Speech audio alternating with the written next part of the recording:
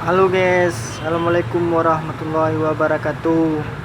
Saya hari ini kedatangan tamu.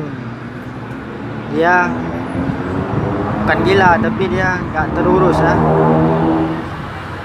Jadi dia mau nyanyi di tempat saya. Oke, simaklah dia nyanyi 2 lagu. Terima kasih yang sudah nonton. Jangan lupa subscribe terus channel ini.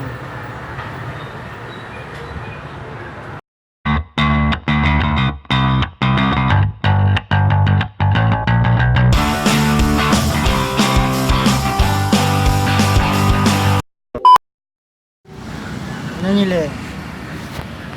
Nyanyi dulu. Penuh pesona. Menanti. Menanti seorang kekasih. Kemarin kau masih bersamaku, terereng berjumpa dan merayu. Adakah hari esok untuk kita bercinta seperti yang sudah kita lewati?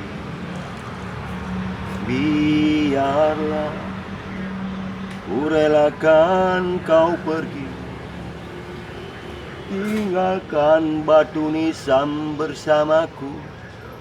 Ku doakan bahagia di sisinya, sementara biarlah aku menangis. Rap. Tiada guna aku hidup sendiri tanpa belayan kekasih yang sangat ku sayangi.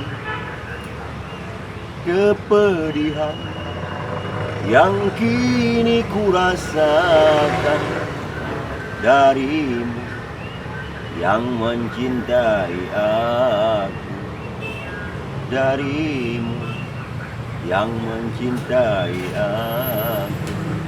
Oke, Assalamualaikum warahmatullahi wabarakatuh. Oke. Nah, ku menanti. Besok Hah? Belum lo. tengok tunggu jalan lah kak. Coba lihat dulu. Ku menanti.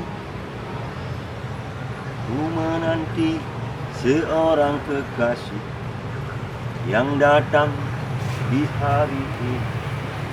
Adakah dia setia bersanding hidup penuh pesona harapan? Bila dia tak datang hari ini, musnahlah harapan. Ku menanti seorang kekasih yang datang di hari ini. Adakah dia setia bersanding hidup penuh pesona harapan? Bila dia tak datang hari ini, musnahlah harapanku.